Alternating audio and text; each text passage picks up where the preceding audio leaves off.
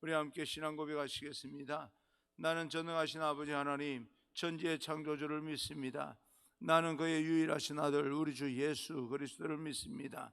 그는 성령으로 잉태되어 동정녀 마리아에게 나시고 본디오 빌라도에게 고난을 받아 십자가에 못 박혀 죽으시고 장사된 지 사흘 만에 죽은 자 가운데서 다시 살아나셨으며 하늘에 오르시어 전능하신 아버지 하나님 우편에 앉아 계시다가 거기로부터 살아있는 자와 죽은 자를 심판하러 오십니다. 나는 성령을 믿으며 거룩한 공교회와 성도의 교제와 죄를 용서받는 것과 몸의 부활과 영생을 믿습니다. 아멘. 오늘 선포되어질 하나님의 말씀은 출애굽기 11장 1절에서 10절까지 말씀을 보겠습니다. 출애굽기 11장 1절에서 10절까지 말씀을 제가 봉독해 올립니다. 여호와께서 모세에게 이르시기를 내가 이제 한 가지 재앙을 바로와 애굽에 내린 후에야 그가 너희를 여기서 내보내리라. 그가 너희를 내보낼 때에는 여기서 반드시 다 쫓아내리니 백성에게 말하여 사람들에게 각기 이웃들에게 은금 폐물을 구하게 하라 하시더니 여호와께서 그 백성으로 애굽 사람의 은혜를 받게 하셨고 또 그 사람 모세는 애굽 땅에 있는 바로의 신하와 백성의 눈에 아주 위대하게 보였더라. 모세가 바로에게 이르되 여호와께서 이와 같이 말씀하시기를 밤중에 내가 애굽 가운데로 들어가리니 애굽 땅에 있는 모든 처음 난 것은 왕위에 앉아 있는 바로의 장자로부터 맷돌 뒤에 있는 몸종의 장자와 모든 가축의 처음 난 것까지 죽으리니 애굽 온 땅에 전무후무한 큰 부르짖음이 있으리라. 그러나 이스라엘 자손에게는 사람에게나 짐승에게나 개 한 마리도 그 혀를 움직이지 아니하리니 여호와께서 애굽 사람과 이스라엘 사이를 구별하는 줄을 너희가 알리라 하셨나니 왕이 이 모든 신하가 내게 내려와 내게 절하며 이르기를 너와 너를 따르는 온 백성은 나가라 한 후에야 내가 나가리라 하고 심히 노하여 바로에게서 나오니라. 여호와께서 모세에게 이르시기를 바로가 너희의 말을 듣지 아니하리라. 그러므로 내가 애굽 땅에서 나의 기적을 더하리라 하셨고 모세와 아론이 이 모든 기적을 바로 앞에서 행하였으나 여호와께서 바로의 마음을 완악하게 하셨으므로 그가 이스라엘 자손을 그 나라에서 보내지 아니하였더라. 아멘. 하나님의 큰 은총이 은혜가 여러분과 또 집에서 함께 영상으로 참여하는 모든 분들께 또 우리 모든 믿음의 성도들에게 함께하기를 간절히 축복합니다. 오늘 출애굽을 시키심이라는 제목으로 여러분과 함께 하나님 주시는 음성을 듣겠는데요. 하나님께서 드디어 이스라엘을 애굽에서 탈출을 구체적으로 계획하십니다. 오늘 본문을 통하여서 하나님의 탈출시키는 방법을 우리가 묵상해 보겠습니다. 1절입니다. 1절 여호와께서 모세에게 이르시기를 내가 이제 한 가지 재앙을 바로와 애굽에 내린 후에야 그가 너희를 여기서 내보내리라. 그가 너희를 내보낼 때에는 여기서 반드시 다 쫓아내리니 하나님께서 모세에게 한 가지 재앙 후에는 바로가 너희를 애굽에서 내보내게 되는데 쫓아내 보내듯이 보낼 것이다. 그러니 지금부터 그때를 잘 준비하여라 라고 하시는 이 말씀을 모세에게 하시는 겁니다. 이제는 구체적으로 나가게 되는데 나갈 것을 대비하여서 잘 준비하여라. 여러분 언젠가 다 지나갈 텐데 지나갈 때를 대비해서 잘 준비하는 사람은 다른 사람보다 인생을 더 풍성하게 살 수가 있습니다. 준비한다는 것이 굉장히 중요합니다. 그런데 오늘에는 그 출애굽의 특징을 말하고 있습니다. 애굽에 나오게 되는 특징 중에 첫째로는 2절입니다. 2절 백성에게 말하여 사람들에게 각기 이웃에게 은금 폐물을 구하게 하라 하시더니 너희 백성이 은, 금, 폐물을 가지고 나갈 것이다. 절대로 빈손으로 나가게끔 만들지 않겠다. 그 말입니다. 그 하나님의 말씀을 믿으시기 바랍니다. 교회에 다니면서 복을 구하는 것이 기복신앙이라고 말하는데, 오늘 하나님께서 말씀합니다. 그동안 너희가 애굽 땅에서 종노릇하면서 수고했는데 나갈 때는 반드시 빈손으로 나가게끔 만들진 않겠다. 그렇게 말씀합니다. 오늘날 우리가 예수님을 믿을 때 하나님께서 이 땅에 살아가는 동안 필요한 모든 것들을 더하여 주실 줄로 믿습니다. 그리고 두 번째는 3절입니다. 3절 앞부분에 여호와께서 그 백성으로 애굽 사람의 은혜를 받게 하셨고, 이스라엘 백성들이 애굽 백성에게 은혜를 받게 하였다라고 하는 것은 애굽 사람들이 이스라엘 백성을 천대하지 아니하고 무시하지 않게 되었다. 그동안 애굽 사람들이 종이라고 얼마나 무시했습니까? 근데 하나님께서 역사하심으로 말미암아 애굽 사람의 마음의 태도가 달라졌다는 겁니다. 무시하지 않게 만들었다. 하나님 살아계심을 느끼고서는요, 이스라엘 백성들 함부로 대할 사람이 아니구나라고 하는 것을 느꼈다라고 하는 겁니다. 대단한 큰 변화가 일어난 겁니다. 그리고 세 번째 3절 뒷부분입니다. 또 그 사람 모세는 애굽 땅에 있는 바로의 신하와 백성의 눈에 아주 위대하게 보였더라. 모세가 위대해진 것이 아니라 그 사람들이 모세를 위대하게 본 겁니다. 누구 때문에요? 하나님 때문에. 하나님이 그렇게 만들어 주셨다. 우리가 스스로 높아지려고 노력하는 것이 아니라 하나님께서 애굽 사람들이 보기에 이 모세가 위대하게 보였다는 겁니다. 하나님의 사람 모세, 바로 왕과 애굽 사람들에게 거인으로 위대하게 여김을 받게 되었다라고 하는 말을 들려주고 있습니다.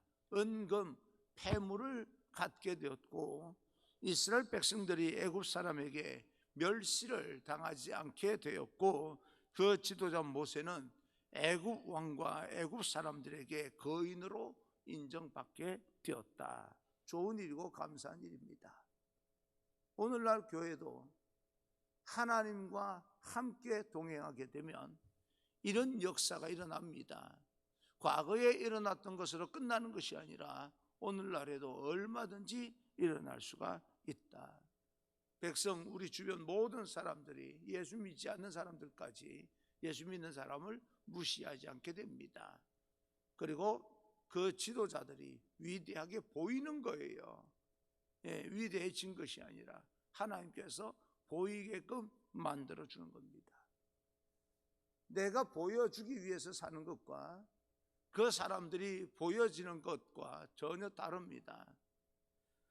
우리 모두 세상 사람들이 가볍게 보지 않는 거인으로 여김을 받기를 간절히 소원합니다.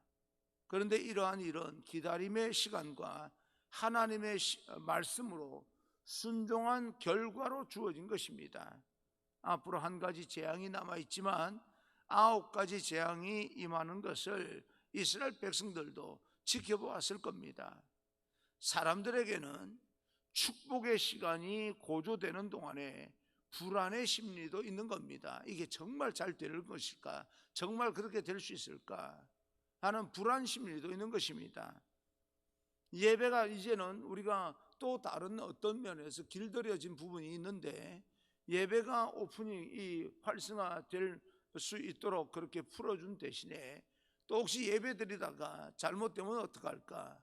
불안 심리도 있는 거죠. 사람들은요, 그것을 굉장히 잘 이용합니다. 벌써 대전인가 어딘가 어디 아산 이 수련회를 가서 또 그 교회 수련회를 가서 확진자가 나왔다라고 하는 그런 이 보도도 하고 있어요. 그러니까 교회 괜히 예배를 열어놨다가 이렇게 확진자가 교회를 통해서 나오는 것 아닌가라고 하는 불안 심리를요, 매스컴이 조장을 하는 겁니다. 교회는 못 믿겠다는 거예요. 지금 그런 식으로 계속해서 이야기하면서 불안 심리를 고조시키는데 승리의 뒤편에는 패배의 심리가 강하게 나타나는 겁니다. 전쟁을 하게 되면 승리할 수 있는데도 불구하고 패배하면 어떡하나 하는 그런 불안 심리가 있게 됩니다. 이 모든 것을 잘 견디고 그럼에도 불구하고 끝까지 하나님의 행하심을 지켜볼 때 존중을 받게 되고 위대하게 불려지게 되는 겁니다. 우리의 인생이 한 번 기도하고 응답받으면 얼마나 좋겠습니까? 그런데 그것이 마냥 좋은 것만은 아닙니다. 좋을 수도 있고 좋지 않을 수도 있습니다. 아이들이 원하는 것을 아무런 대가 없이 그때 줘버리면 도리어 아이들은 무능력하게 되고 쓸모없게 만들 수 있게 됩니다. 그것은 자식 사랑하는 올바른 부모의 태도가 아닙니다. 독수리는 그 새끼를 강하게 만들기 위해서 높은 하늘에서 그 새끼를 떨어뜨려서 잡아채고 또 높이 올라가서 다시 날개를 접어서 떨어뜨리고 잡아채고 하는 것을 반복함으로써 하늘의 제왕을 만드는 겁니다. 때로 하나님은 우리의 기도를 좀 더디 응답하시면서 우리를 훈련시키는 이유는 이 땅에서 강하게 만들어서 모든 사람들로부터 위대하게 보이게끔 만들기 위한 하나님의 과정일 수도 있다. 그래서 우리는 믿음으로 그 순간순간 과정을 버티고 견딜 필요가 있습니다. 오늘 이 세 가지 복이 여러분과 저에게 임하기를 간절히 소망합니다. 은근 패물의 복을 받고 모든 사람으로부터 존중을 받고 또 세상 사람들로부터 위대하게 보일 수 있는 그런 이 세 가지 복이 여러분에게 저에게 있게 되기를 간절히 소망합니다. 낭망하지 아니하고 패배주의에 길들여지지 아니하고 하나님의 말씀을 따라 달려나갈 때 놀라운 하나님의 역사가 있게 되는 겁니다. 이제 하나님께서 애굽 왕 바로에게 가서 이렇게 말하라 라고 이야기를 합니다. 4절입니다. 4절 모세가 바로에게 이르되 여호와께서 이와 같이 말씀하시기를 밤중에 내가 애굽 가운데로 들어가리니 내가 애굽 가운데 밤에 직접 들어가겠다, 직접 움직이겠다라고 하는 겁니다. 이제는 하나님께서 직접 움직여서 재앙을 인도하겠다, 주도하겠다 그 말입니다. 5절입니다. 5절 애굽 땅에 있는 모든 처음 난 것은 왕 위에 앉아있는 바로의 장자로부터 맷돌 뒤에 있는 몸종의 장자와 모든 가축의 처음 난 것까지 죽으리니 애굽 왕 바로의 첫 아들과 또 이 몸종의 장자 서민의 가장 밑에 있는 그 계급의 사람의 첫 아들 그리고 모든 동물의 생물의 첫 새끼까지 다 죽을 것이다. 첫 아들은 어느 가정이고 그 옛날 가정으로 보면 첫 아들은 힘의 상징입니다. 그리고 첫 아들은 어느 집이고 자랑거리가 됩니다. 우리도 얼마 되지 않았어요. 첫 아들에게 모든 걸 첫 아들 출세시키기 위해서 가정에서 모든 사람들이 희생했던 시절이 있었습니다. 믿을만하고 자랑거리로 만들고 싶고 힘을 보태주고 하는 그 첫 아들을 첫 것을 제거하겠다라고 말씀하는 겁니다. 하나님의 마음은 죽이는 데 있지 않습니다. 그런데 애굽 왕의 자랑거리와 애굽 왕의 의지할 만한 것을 꺾겠다는 이야기입니다. 지금이라도 어떻게 하면 이 모든 재앙이 임하지 않습니까? 하나님의 말씀을 들으면 재앙이 임하지 않습니다. 그런데 끝까지 설마 하고 있는 겁니다. 여러분, 우리가 힘들고 어렵고 주변에서 교회에 대한 향한 비난과 손가락질 있다 할지라도 설마 하면서 교회와 멀어지면 안 됩니다. 하나님과 멀어지면 정말 큰일 납니다. 지금은 표시가 나지 않습니다. 표시 안 난다고 되는 게 아닙니다. 우리도 내가 자랑하고 싶어 하는 것들, 내가 의지하고 싶은 것들, 죽어도 내가 포기하고 싶지 않은 것이 있을 겁니다. 그것을 하나님은 포기하기를 원하시는 겁니다. 하나님은 내가 이것만은 포기하지 않아 라고 하는 것을 포기하게 하기 위해서 우리를 꺾으실 때가 있고요, 계속해서 하나님께서 우리에게 또 징벌로 다가올 때가 있습니다. 내려놓게 하기 위함이지 망가뜨리기 위함이 아닙니다. 내려놓으면요 더 축복해 주겠다는 거예요. 하늘 것으로 채우겠다는 겁니다. 세상 것을 비우면 하늘의 것으로 채워주겠다, 그렇게 하나님께서 우리에게 은혜를 베푸기를 원하고 계시는 겁니다. 그런데 그런 것을 보고 겪고 난 후에 하나님 앞에 나아가는 것보다 먼저 그 날이 오기 전에 하나님께 나아가기를 간절히 축복합니다. 바로에게 기회가 없었던 게 아닙니다. 앞에 9가지 재앙을 통해서 하나님께서 기회를 계속해서 주신 거예요. 지금이라도 하나님께 더 가까이 나아가서 무릎을 꿇어야 됩니다. 그런데 그렇지 않습니다. 하나님 앞에 미리미리 겸손할 수 있는 우리가 되기를 간절히 소망합니다. 다시 말합니다. 하나님의 마음은 죽이는 데 있지 않습니다. 우리를 망가뜨리는 데 있지 않습니다. 마지막 재앙 전 9가지 재앙도 쉽지 않은 재앙인데 바로는 끝까지 고집을 부립니다. 그동안 행해왔던 걸 보게 되면 이스라엘 백성들이 애굽 사람으로부터 존중을 받게 되는 역사가 일어나고 뭔가 변화가 일어난다는 것을 깨달아 알 수 있어야 됩니다. 그래서 은금 패물을 그들에게 제공해 주고, 바로 역시 모세가 나타나면 마음이 힘든 거예요. 또 어떤 일이 일어날까?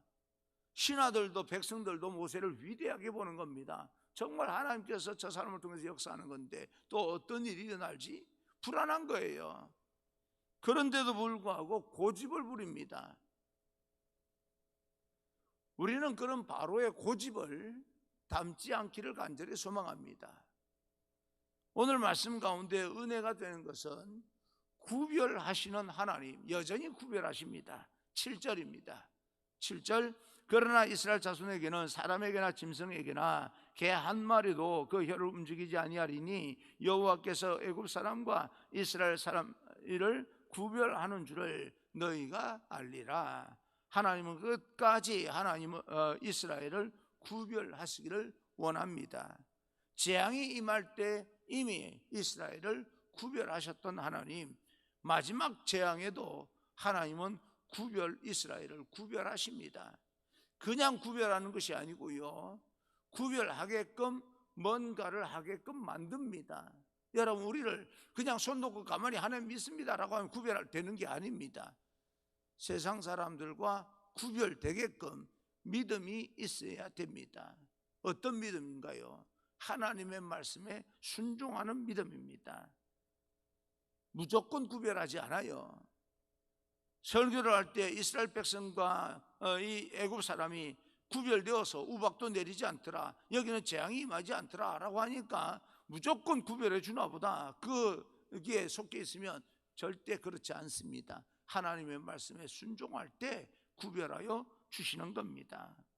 하나님은 양을 잡게 만들고 그 양의 피를 문설주에 바른 집만 구별하신다라고 말합니다. 유대인이든 애굽 사람이든 겉으로 드러난 모양대로 구별하는 것이 아니라 하나님께서 지시한 말씀대로 행하는 자를 구별하시겠다라고 말씀합니다. 난 우리 모두가 세상 사람들과 구별된 하나님의 백성이 되기를 간절히 소망합니다. 오늘도 하나님은 우리의 믿음을 보시고 우리를 구별하십니다. 그 믿음이 있기를 바랍니다. 하나님께서 원하시는 믿음의 사람이 될 때까지 하나님은 우리를 훈련시키는 겁니다. 구별된 인생을 살기를 주님의 이름으로 축복합니다. 물론 이스라엘을 구별하시기 위해서 여러 가지 방법을 말씀하셨지만 애굽 사람이라도 말씀대로 행하면 살게 되는 겁니다. 일단 말씀이 들어오면 믿기지 않다고 해서 오기를 부리고 고집을 부리는 것이 아니라 순종해 보는 거예요. 오늘날 우리들 삶 가운데서도 그런 현상이 있지 않습니까? 내비게 차량 운전을 하는데 내비게이션에 목적지를 이렇게 딱 치면요, 이 길로 가면 되는 거 맞아? 라고 해도 가야 되는 거예요. 가보고 이야기를 하는 겁니다. 하나님의 말씀은 우리에게 1.1핵이라도 틀림없는 그런 어떤 내비게이션입니다.